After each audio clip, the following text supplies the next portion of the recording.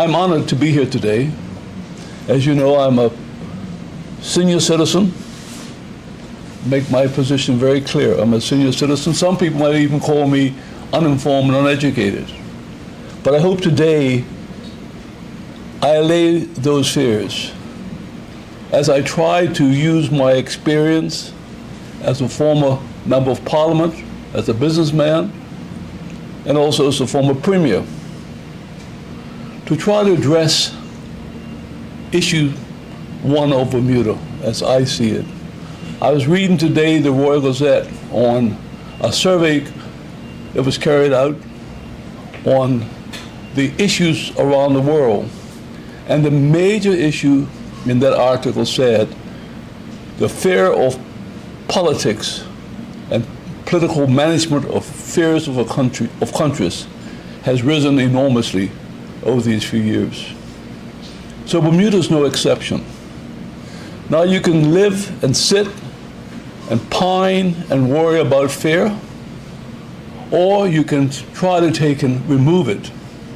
And since I have a feeling that most of our citizens, young and old, rich and poor, have this fear, so much so that they have been asking me, and I'm sure you've heard it before, the question is, what are we going to do about their fear about the political system? I'm not here to denigrate the PLP. I think they do their best. They have a leader doing his best. The OBA is the same thing. They only can draw from the community what's available. But sometimes, you know, what's available isn't enough. If you're sick and you're getting the wrong medicine, eventually that sickness could kill you. And so the public has demonstrated in many ways to me, and I'm sure to many people, the fear about the political system. After all, it's an old system. It's a Westminster system. It says winner take all. And in our small community of roughly 40-something thousand voters, you have 38 members of parliament, which is higher per capita than any other country in the world. But those 38 members of parliament, I should say 36 members of parliament, they are elected because on what's the basis of what's available, not what is needed. And I see the world changing. From 100 years ago, just 100 years ago, 1920, the world estimated population was 2 billion people. In 100 years, the world population has increased to over 8 billion people. Why has that happened? Because in the 1920s, as you remember, the Roaring Twenties, there was an upheaval period that led to all sorts of inventions. It was the utilization of the industrial revolution, which was the combustion engine, and we have greater transportation, greater communication. And in fact, we would not be sitting here right now enjoying this Bermuda as we know it today had that revolution of communication and change and transportation hadn't occurred. And that occurred, by the way, bringing people together, people going going to various continents and everything else, and communicating. As a result of it, that communication and information led to the removal of apartheid, the removal of segregation, the removal of deprivation, as it used to be. At my age, I remember that period. I remember how bad it was. But let's not dwell too much on the past, because the future is beginning to be started again with the next revolution, the IT, or AI as they call it, AI. And that AI, artificial intelligence, is a major change, as it was with the atomic bomb, as it was with the fiber optic cable, and new industries, new forms of communication, things will be faster. And if we take only the people who are embracing just the past and try to formulate Bermuda from that, the future will pass us by. And we might be comfortable with the international business here now, but even that will change as they will be able to use a lot of AI in that industry and won't need as many people.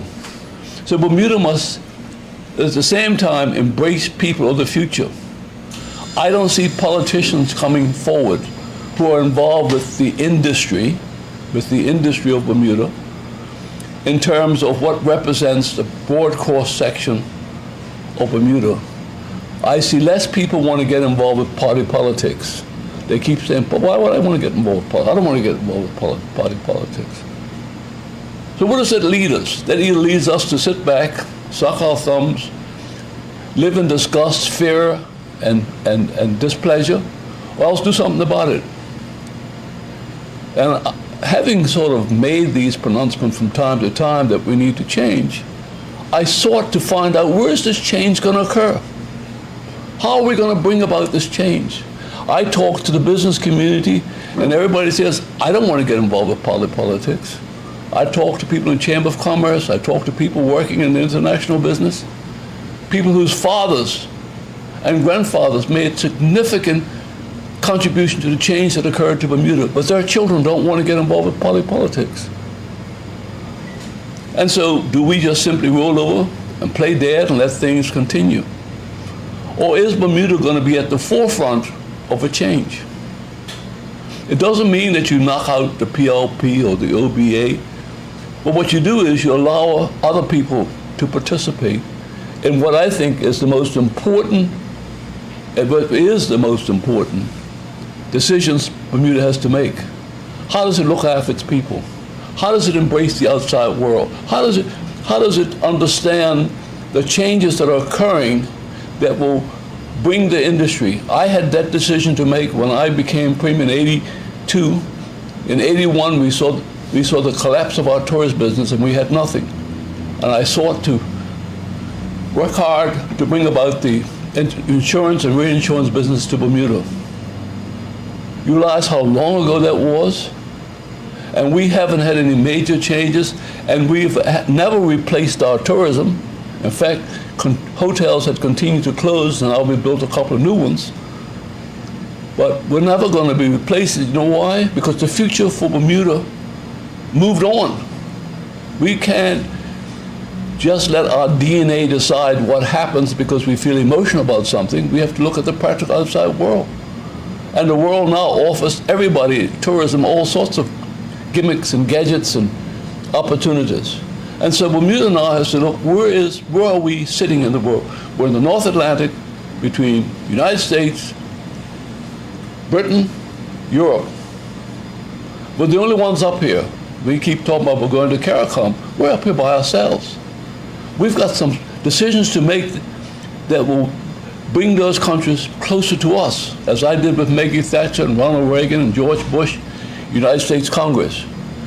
Those are the people that are going to affect Bermuda and decide how they're going to encourage other businesses and other things to happen.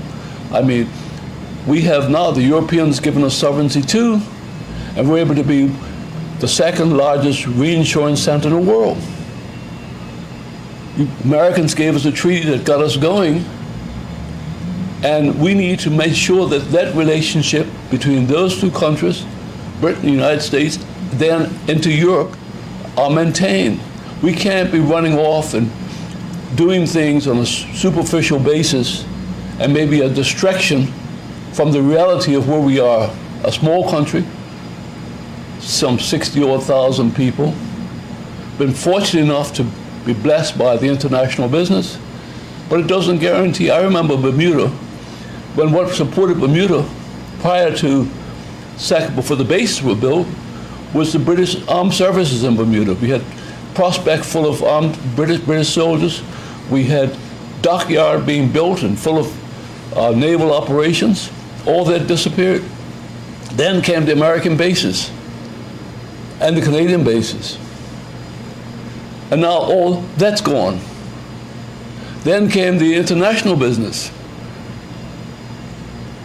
And that's here now, but doesn't guarantee it's going to be here forever. So we have to build relationships so that when we talk to the Maggie Thatchers of today, or the Ronald Reagans of today, or the leaders of Europe of today, that we let them know we're current. I don't think we're doing that, because I don't think that the people in politics are in the mode of understanding that in the first place. So what we have to do then is to embrace the world and bring it to our little crucible by having these people feel as though Bermuda is important. We will play a role in NATO, whether we like it or not. What happens in Ukraine, what happens to Russia, and how Russia repositions itself is not going to go away. The Chinese are already in the Caribbean in a big way, lending money, building things, doing things, and they will be in the North Atlantic as much as the Americans are in the Southeast Asia Sea with their boats. So we have to have a protection for Bermuda, and only we do that. So we have to say to NATO, what role are you going to play in Bermuda? We have to say to the Americans, what role are you going to play? And we have to say to Britain, what role are you going to play? Because we're the only position in the North Atlantic that will have a great reference to you. We need people in politics to be prepared to bring about that change. And it's rattled me. I'm saying this is my last opportunity to maybe at least present Bermuda with a solution. My solution is very simple. I think that we need to encourage people to come forward, to be independent members of Parliament, and they can form a coalition to run the country, but they've got to be a cross mix of people from the industry, from different social walks of life, from different political perspectives, so that we end up with a country that is run by people who are bringing relevance to what Bermuda really is and what Bermuda can be. I don't see that happening now. And that's why I'm calling for the opportunity to Bermudians to think about running as independent members in all constituencies across the island. Now I've mentioned, see here, Smith North, constituency number 10, has been announced that Mr. Dunkley has resigned. The Premier will call a by-election. And what I've said is, that here is the example of how I'm suggesting it. It's not that I'll be running, but I will find out, first of all, are they interested in a member of Parliament as an independent member? And I'll be prepared to put if they think I'm the person they want to put forward, I'll be prepared to stand. Not because I want to be back. I've been through that process. Not that I want to be running government. I'm working for a change in Bermuda. A change that says we can do it together, not separately. And what I see now is a great separation. And when we do this change together, what we will do is we will hold hands together from all walks of life, all spectrums of life, black and white, rich and poor. And as you know, I've always stood for that. I've always said, when you remove the fear, and that's what independence members have to be prepared to do, is to remove those shackles of fear. I can't let my employee run because his work permit might be affected. I can't let an employee run because how the government might think about me. Or I don't want to get involved with politics. Okay, you don't want to get involved with politics. Let your member at least be a quasi-involvement in politics, your employee or employer, by standing as an independent member. Let the country itself be given a chance to decide their destiny. Let your country itself decide how they want to see their children and their grandchildren and those yet unborn to participate and to grow up in a country that they feel a part of. When I see the exit out of Bermuda, when I see the import of people being granted work permits and long-term residencies marrying Bermudans and getting status, and I see the Bermudans have been here working hard and trying to carve out a living, having to exit Bermuda because they can't afford to be here. I was one of those people that grew up in Pembroke Marsh. I was one of those people who knew what it was like to struggle. I can't sit in this ivy tower and have my heart feeling good unless I feel as though I'm reaching back for those who are struggling to try to pull them up and make them a part of the process. So this is not about me. This is not about the PLP. This is not about the OPA. This is about you, Bermuda, and how much you want to see change. I want you to have the discussion about our future. This is probably the most critical decision we've had. We had a constitutional change in 1968. When we used to have independent members, we took on constitutional change in 68. And in 68, we had responsible government. Political parties were formed. And rightfully so, and political parties will probably always exist. But it's been such a polarizing effect now that we've lost sight of why people were elected to Parliament. People were elected to Parliament to serve the public. They were elected to Parliament to serve the public. But we've lost sight of that. I'm not sure what we're elected to Parliament for these days. I don't hear people, the only time that people reach out to the public now is election time. Get me elected or get my party elected. So you're going from individual responsibility to party responsibility. And whatever the party says, everybody has to toe the line. And the end result is whoever leads the party is the leader of the tribe. So we've gone to a form of tribalism. And the end result is that tribalism gets to a stage where it becomes very myopic in the fact that, oh, I think this is what you should have. I think this is what we should do. But the public out there has given up on its brains. It's thinking. Its only thinking now is, I'm making some money, I'm in these ivory towers in Hamilton, and more of them will be built. And as long as I keep my mouth shut and keep quiet, I can make money, take my vacation, educate my children, and that's fine. I glory them in their spirit. But remember, those children that you send away to school today, or your grandchildren, might not have a comfortable Bermuda to come back to. And so we will lose by your non-participation in the process. And I'm saying, since you don't want to be involved with politics, here's an opportunity. Here is the key to you being able to stand up and represent your children and your grandchildren in an independent way. And that's why I'm saying to Smith North, yes or no, would you like for me to run in your district? Will you support me? Now, if I don't get a response, and if there's no public feeling about it and people want to stay where they are, guess what? I don't suffer.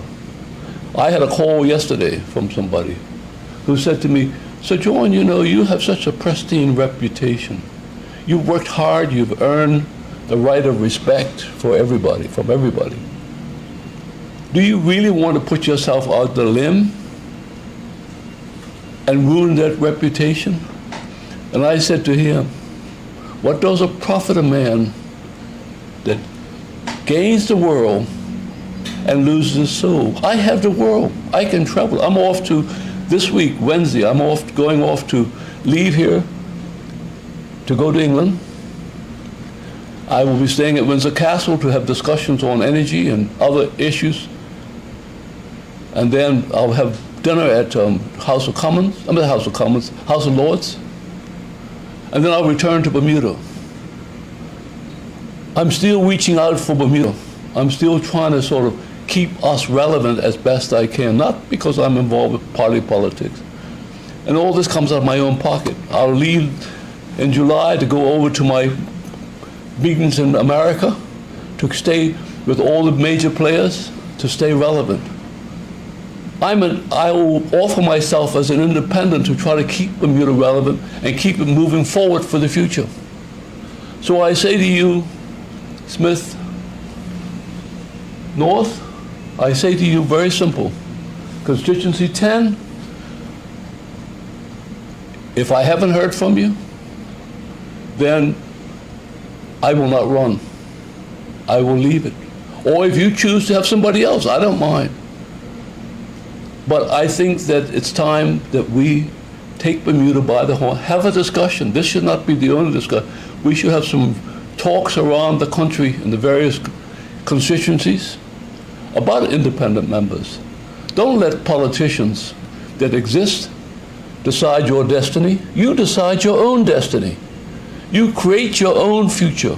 You create a future for your grandchildren. So you have some pride in the authorship of New Bermuda. And New Bermuda is waiting for you, because old Bermuda could fade as it has faded. We've seen the fading and the rise and the fading and the rise. And I believe we're at this next potential. Everybody keeps saying, we got more and more insurance companies coming, more and more insurance companies. This is coming, insurance companies coming. Tourism on boats are coming. The weather gets bad, the tourism will come on boats. The planes, climate change could affect, the sea level rises. But more importantly is AI could change how international business does business. I can be in Timbuktu and do the same business I'm doing being in Bermuda. I can lie on the beach in Florida, the Caribbean, or in Australia, and have a virtual world around me so that I don't need to be in Bermuda. And that's the phase. It happened in tourism. We once were the highest per capita tourism. What happened? 3 things happened. People tend to forget them. Air conditioning. Caribbean got air conditioning. It was hot as hell down in summertime. They got air conditioning. The second thing happened, cruise industry decided, oh, we can keep expanding and take people to all these islands. Well, why come to Bermuda when I can take people to all these islands? And the third thing that happened, more importantly, is they figured out an airplane flying to Bermuda has to bring enough fuel to turn around and go back. An airplane taking anybody to the Caribbean goes down the coast of the United States, all the way down the Caribbean. Only needs enough fuel to get you down there. So they're not lifting, so the airfares became more expensive getting to Bermuda than it was getting to the Caribbean, because they weren't lifting all their fuel to get them. When they got down, they took fuel on and came back again. These 3 things were major things that happened. But more importantly, in the last 20 years or so, Amazon has come along, and other things like that with merchandising is done by air, and pretty soon it will be virtual. In other words, I can walk through an Amazon store just like I can walk through a store in Bermuda, order stuff, and within 48 hours, it's in Bermuda. Because that plane comes in every night, lands at the airport, drops stuff off. It's a question of customs, and when customs gets the AI facilitation and the carrier gets the AI facilitation, as Amazon is already working into AI facilitation, what happens is you get the stuff instantly, and it'll be delivered by a drone. It won't be delivered by some person running on a motorbike. That's the change that's coming. But we somehow or the other get to a stage where we think we should maintain the status, everything is going to be okay. It doesn't work that way. So I am encouraging that we have this great not independence for Bermuda, not going to CARICOM and try to distract us away from our responsibilities. But we deal, first of all, with ourselves. Pogo said, I have found the enemy. The enemy is me. Let us deal with ourselves first, and then deal with the outside. And I'm encouraging that independent members, and I'll be a part of that process, be happy to receive calls. I've set up a new email, new telephone number, an office number, a social media, Facebook, and Instagram. They're all brand new. When you want to reach me, that's the vehicle by which you can reach me. You'll see me in the streets. Don't be afraid to talk to me, because I want New Bermuda to be on its way before I leave this face of the earth. It has to come. It comes to us all. All my friends that I grew up with, they're either home now in rocking chairs, or they have in one of the churchyards around Bermuda. I know my time is coming and come sooner than later. But I want to make sure that when I put my head down, that I will say to my God Almighty, I did my best. To my country and to my people, whom I love beyond any description I can ever come across. And so I ask for your support and your commitment to help to bring about what could become a new Bermuda under a system that is responsible to the people, by the people, and for the people. Thank you. So, John, yes, sir. Has this 30-6 been a disadvantage or an advantage for the landscape of Bermuda? 30-6 is obviously it's not a balance. You can't, the opposition with 6 members can't even begin to have response to portfolios that the government has. And then, basically what you do is you produce a benevolent dictatorship, because the government is so overpowering, and for 5 years you can do what you want to do and nobody can stop you doing what you want to do. If you're going the wrong direction, you can't stop that person from going the wrong direction. And if you get a strong leader or an intolerant leader, you then hold to your members of parliament to ransom of their 30 odd members or so, because you don't do what I tell you to do. I've got somebody else I can pick from. So there's no balance at all in the process. It isn't working for England, by the way. And you can see what's happened in England. It isn't working in America. You can see what's happening. That's a federalist system, because it's the same old boys, and you can see them up there, same old boys protecting each other's turf, the same old boys getting elected because they never got nowhere else to go, and nobody wants to leave Washington because the wives have made friends and friends and relatives in Washington itself and don't want to leave.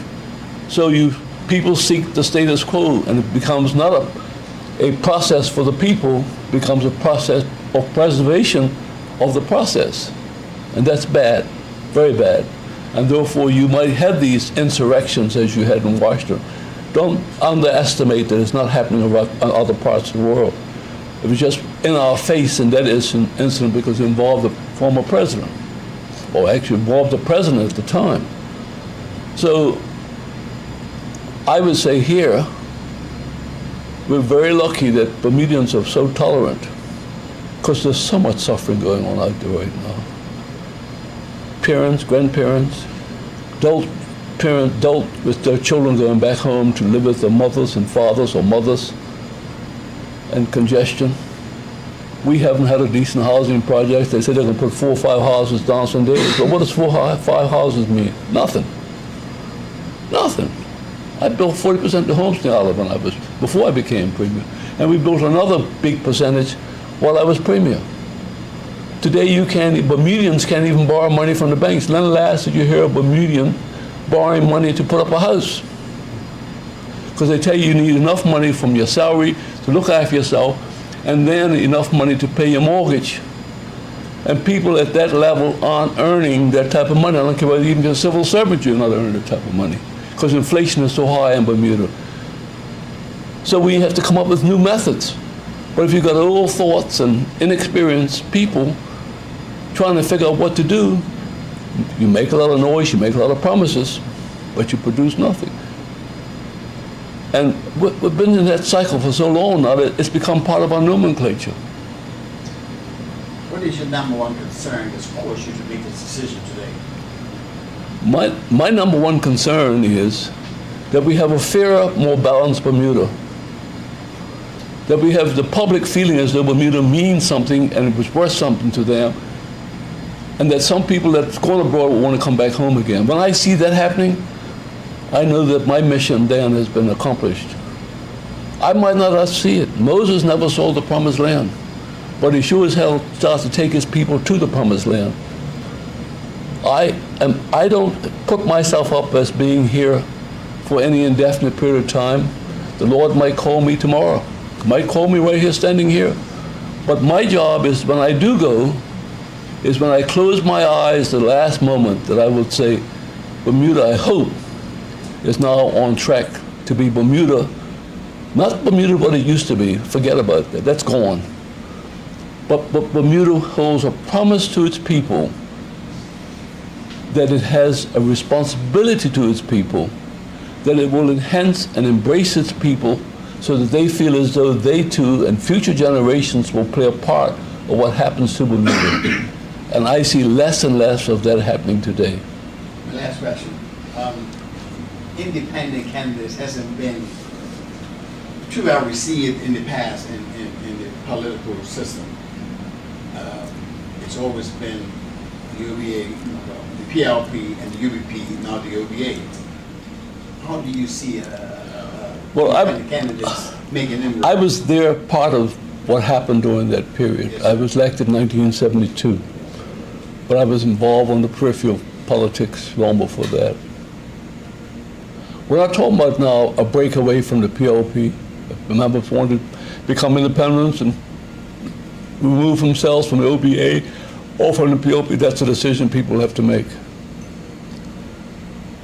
Those days, that was a different Bermuda. That's when opportunities weren't available, particularly to the black community. Let's be faced about it. And the white community dominated everything. I came along and they tried to dominate me the same way. People don't know what I went through to tell them. The game is over. The question now is, how do we play the game to make Bermuda work? And as you know, we played that game to make Bermuda work, but I can tell you, it wasn't easy. I just never made a fuss about it, but the prejudice and the backbiting and the within my own party was enormous. As you know, the referendum on independence was a creation by certain members within my party, so they try to get rid of me, and they succeeded. And thank God they did, because if not, my business would have been, I wouldn't be standing here today. But that was a different era. That was a different time. America was powerful. Today, America has been flattened by its own deeds. Remember, America is still strong military power, but it's weakened its own self by its own clashing of giants, Democrats and Republicans. Maybe this independent idea won't work, but tell me something. As Winston Churchill once said, this democratic system we have is not the best, but show me another one that's better. And I say to you is, this democratic system we have isn't the perfect one. I'm not trying to get rid of it. What I'm trying to do is modify it to the current contemporary times and the challenges we face today, in helping to recreate a new Bermuda so that we can preserve our democratic system and preserve our people and have our people have confidence that their wills and their wishes are fulfilled in a very realistic way and not in a way that is superficial and catering to the voter instead of catering to the needs of people. So John, to just ask, what level of feedback are you looking for that will make you decide to run in Smith North? Is it a case of, say, 100 constituents phoning up and saying, yeah, I think you should run, Sir John? What would it take? What would it take is the communication through this meeting here I've given you here for the constituencies down there, and I have a list of all the constituencies, by email, by various social media, to communicate with us and say to them, I'm so-and-so, and Sir John, I support you. I give one promise. Whoever calls me, though, their name will never come from me. It will be kept, we'll keep everything confidential, because people, again, fear, and fear stops from doing things. The only people, two people will know about who's giving me that information. My assistant and myself. We have a private phone. This number here is not my cell phone. This is a phone just for this. This is my assistant's direct number, and these are Facebook and social media instruments that we've just created for the same purpose, so that nobody will be disclosed. So it's like you walking up to your ballot box, and the only person you might be shared with your husband as to how you're going to vote. You will share it with us as to how you feel, not how you're going to vote. This is not about election. This has to happen long before the election, because it will make me evaluate whether, and I will go public and say, look, it's been a feedback, or it's been no feedback, or it represents 20%, 30%, 40% feedback. Negative or positive, I will give the facts. Have you set a timeline on that? Up until the time that the Premier announces the intended election date. You mentioned that under the system now, it's evolved to the point where we have tribalism and a tribal leader, and that if we have... I didn't say we had a tribal leader. I said politics, it breeds tribalism. Sure. And you said that if you have an intolerant leader, then you end up with almost a dictatorship. Do you think that's where we are now? I think that we don't know where we are, because we've gotten so used to what we have that we think that's the way it should be. But I ask you the question is, do you think that we are at a stage where what's happening really represents the will of the people, or does it represent the will of the party process, or does it represent the will of a leader? Do you know if there are any other, have you spoken to anybody who feels the same way that you do, to the extent that they might also stand as independent candidates? I have received calls from people who said they intend to stand at the next election as independent members. You know, I've got a call this morning from a chap. He says, I'm going. In fact, I know three areas that people say they want to stand as independent members. Now, they have a right to change their mind, but this process has just started. But I hope if it doesn't gain momentum very fast, it will die. Like everything else dies in Bermuda. Believe me, things die in Bermuda very fast.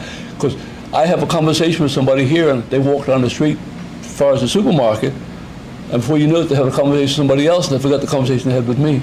Bermuda's a place that conversations get lost very, very fast, because we're all compressed in this 21 square miles with a whole lot of stuff coming at us, and a lot of stuff we're familiar with, and it takes away what sometimes are things that you might need to think about. I'm asking you, this is serious business.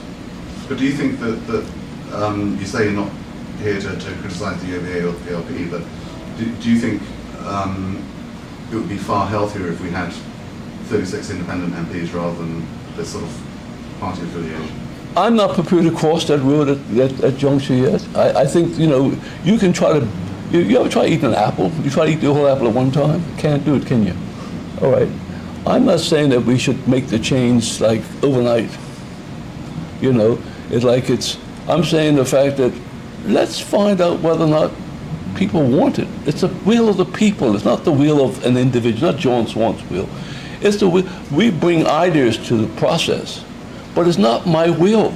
It is the will of the people. Let's give the people a chance at first to digest the idea that since you don't like, I've heard enough expression about I don't like that party, I don't like that party, I don't like this, I don't like that. Maybe they're talking superficially. Maybe they're not telling the truth. I don't know. This is the time now to find out. If they like it, and they talk about it, and they write about it, you know, you have these people write editorials about it, they might think it's a good idea, and somebody else might come along and say, look, Swan, your idea is good, but what about this, or what about that? Start the conversation. If you don't start the conversation, you never get anywhere. All you do is just simply think about it, and thoughts disappear very fast. But if you start the conversation, it affects one person, two people, your children, your grandchildren, and that's how the conversation goes. Finally, have you tried to have a conversation with the OVA and the PLP about this? Have you given your position, approached them and said, look, why don't we try and do things differently? And if so, have you had any sort of response? from? I have talked to, not the leaders of the party about this, but I have talked to some members of political parties about it. And they have not really spoken against it. They have said, I don't know how you pull it off. So I think people recognize that there's a need for change, but they don't know how to pull it off. When you get these mass swings in elections, if you're a backbench out there, sure, you get yourself an appointment to be a chairman of this or a chairman of that, so you get a little bit of the gravy comes along the way and so forth, but you still feel a bit isolated. And I guess if you had independent members, you'd still have the same issues out there because there are only so many appointments you can make.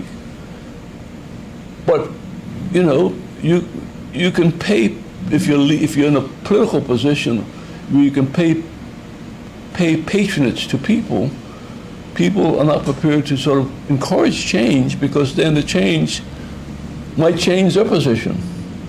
This is asking people to make probably the most supreme sacrifice for the greater good. This is not just a game of saying, I want to fix some potholes in the road, or I want to change the education system, or I want to change the health system.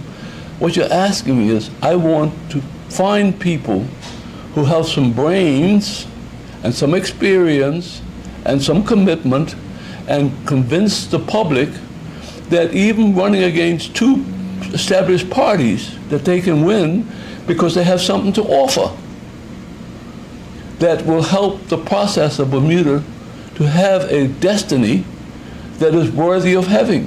Do you think Bermuda right now, as you feel comfortable, and you might be comfortable if you're earning $80,000, $100,000 a year, but if you're earning $50,000 a year, $1,000 a week, $1,200 a week, by the time I take out of social insurance and payroll tax and everything out of it, and you cut down to $800 a week, and you go down to the grocery store, you try to buy groceries, you go to the gas station, try to buy gas, don't put your car in the garage to get repairs. Jesus, that will take up part of your salary, big part of your salary. You got power bills. And a lot of Bermudians are so stressed right now that their children, or they are selling their homes to people who are granted status, granted PRCs, and they are thinking about leaving Bermuda and going, whether down to the Azores or whether going to England, you know, because Bermudians have a lot of mixed nationalities. You know, Bermuda has always been a place that embraced foreigners coming in.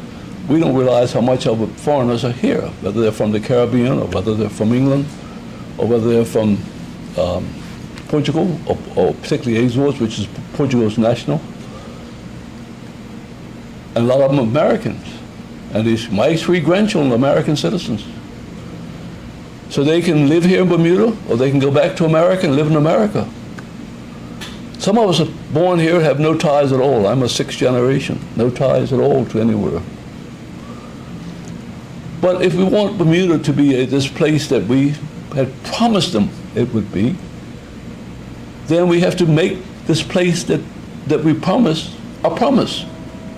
And that's a promise that when they come back or when they finish their education, they'll come back and be able to live here and enjoy it. That to me is what it's all about. It's not the money I have in my pocket, in my bank account. It is what I have in my heart. And that to me is what's most important. Yes? Hi, Sir John. Just one question for myself. You said members of Parliament are elected on the basis of what's available, not needed. What do you think is needed in a political candidate today? Well, I think the basis of people getting elected is the fact that they get elected because they can go out in the constituency, represent their party, and with their party's campaign, and a polarized Bermuda, let's face it, let's be honest about it. You end up with a political party in power, or by the people that get elected. Some of them are qualified, some of them are not qualified. Are they qualified though for New Bermuda? Is the question. And the political parties haven't been able to attract those people.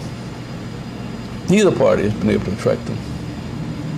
You know, unless you're in safe seats, then you can get some people in safe seats, but even in safe seats. So we don't have a cross-sectional representation in Bermuda. You know, and I mean, if you're in a big country like England, where you have people in industry, working for newspaper industry, working for the telecommunications industry, lawyers, professional people. Lawyers in Bermuda are being so fastly absorbed by international business that the lawyers that used to be in Parliament, because that's what happened. We had doctors and lawyers in Parliament, whether it was Dr. Stubbs, whether it was Dr. James, whether it was Dr. Can. You know, we had a lot of lawyers, Arnold Francis, a lot of lawyers that were involved with politics. Party politics came along and slowly be dissipated and dissipated. A lot of people involved with bankers were involved with the beginning of our New Bermuda, as they called it. And Sir Henry Tucker, who wasn't in Parliament, well, was in Parliament for 1968.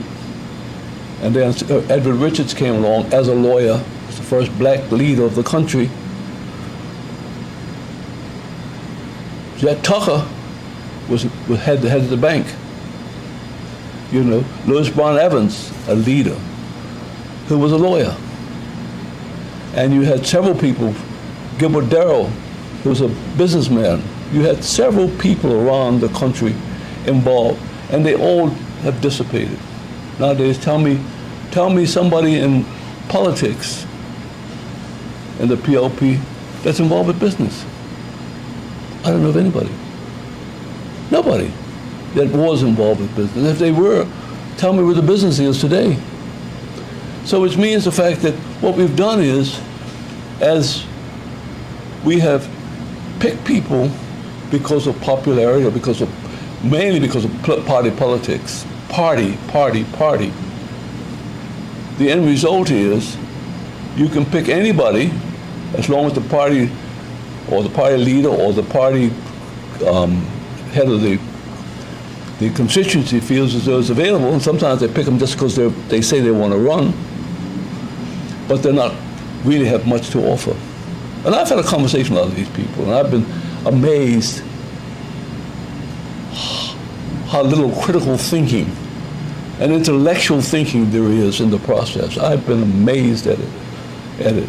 So I might be called dumb or uninformed and uneducated, but God, if I am, I pity the rest of them because I don't see that contribution being made. Anything else? Anybody else?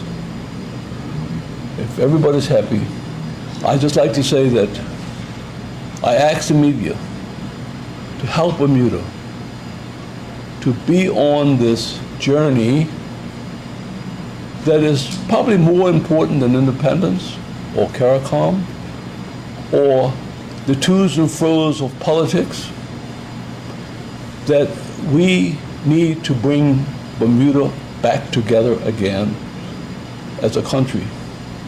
And we need to all work together for the greater good of the country. And those who have aches and pains, who go to bed at night and don't know what they're going to do the next day except to have more aches and pains, how we can remove that suffering. Because there is physical suffering, and then there is mental suffering. And if you don't believe me, talk to the psychiatrists around Bermuda and the consulates, and you'll be amazed how many people are now suffering. And what they do is they go to the drugstores and they buy the drugs. They buy Tylenol PM to go sleep at nights. They stress relief tablets, and you see them advertised all the time on the television. But what does it do? It produces zombies after a while. People who feel as though they just want to go sleep at night and forget their misery, get up the next morning, go to work, be forced to smile because the boss says you don't smile, you don't have a job. You do your job, but you're not really absorbing the material You've had a little bit of exposure, but you don't remember what you're exposed to. And the end result is you have a zombie country. Now, you have two Bermudas. You have the international business, which is growing, expanding, and the old Bermuda, service Bermuda, smaller Bermuda, which is shrinking. You hear stores closing all the time. You hear GDP is shrinking. You hear that the amount of tourists coming in is going down. You hear the amount of retail stores either closing or retail stores less. You imagine if your parents or you are in a business and you come home and you say to your wife, or you and your wife have the store, we can close the store, we don't know where we can get our money from. And we, by the way, we owe money to the bank, and we might have a house, but we put up a guarantee and they can take the house from us. And guess what happens in Bermuda? One time when properties were sold by the banks or sold by financial institutions, you had to advertise the property because that was the way things were done in Bermuda. Nowadays, there's a silent taking. Your house goes, nobody knows about it, the bank simply says, in that mortgage is written a clause that says, if you fail to reach your commitments by a certain time, they have every right to claim that property, sell it, and give you remains of the proceeds if there are any remains of the proceeds. There is a silent taking in Bermuda right now, not just by the banks, but by people who loan money or by people who guarantee money for their business and then they fail. And so, and because we're so small and we try to keep up with the Joneses, we're out there smiling and carrying on like there's nothing wrong and I'm okay. I see them, one minute I see them driving around in big cars and these SUVs, the next minute I see them walking the streets without the SUV or without the big car because they had to give up, they couldn't keep up the payment. And they are slowly, quietly just disappearing off the scene. All their children then are stressed and they get involved with drugs because they need the money. And then there's some consensual process by which parents sometimes know that's going on but don't want to say anything about it. Why? It's because that's the only way they get support to keep the family going. We've got to find a way in which everybody feels this. Remember, I once wrote an article called The Hustle. I'll never forget that. And what I said in that hustle was, you can tell when Bermuda really has started to fall on its knees when Bermudians can't get a hustle. And it's very hard now for Bermudians to get a hustle. Very hard for Bermudians to get a hustle. They'll walk around, get jobs, whether it was painting somebody's house or whether it was cleaning somebody's car or cutting somebody's grass. Everybody now hires these landscapers. They don't hire individuals anymore to cut the grass. Landscaper comes once a week, cuts my grass, sends me a bill, and that's it. Beautiful country. Everywhere is landscape. Painting of houses, people do it, they do it on the weekends. Sometimes Bermudians feel as though, I've tried to work, do this job, and I'm tired at the weekend, I'm stressed out. And when you're stressed, you don't have the energy to do odd jobs. So we don't understand what it's like sometimes. If you're getting a salary, or you're getting a member of parliament's salary, or you're getting your own salary, you have no idea what it's like for somebody who's getting not enough salary to work during the day or work during the week and then go out and get a hustle on the weekends. They're so stressed out, and guess what takes over? Alcohol and drugs. There's no marijuana being smoked around this country and shake a stick at. It might be against the law, but it's sure ain't against the habit that's occurred in Bermuda. And people are doing it because they're stressed out. And like I said, they're taking all sorts of medication, everything else. That's not a way to bring up a country. The way to bring up a country is people say, I'm a part of it, and I want to be a part of it, and I can get a job, and I can earn enough money. And if I don't earn enough money, there are mechanisms by which I can be helped. And when the government has no money to help you except give you a token on one side and take it back on another side, that's not help. That's disaster, because you build your expectations and then they never are fulfilled. So I say to you that today, I believe should be, but I can't tell you what it's going to be, 'cause it's not for me to decide. It's for the public to decide. Is this part of a day, a beginning of our new destiny, or is it just a time in which we pull our shutters down and hope somehow or the other that somebody will knock on the door and give us a gift? I believe the only gift we'll ever give is we give it to ourselves. So thank you for sharing these moments with me, and I hope that we can really, truly be a part of new destiny, new Bermuda.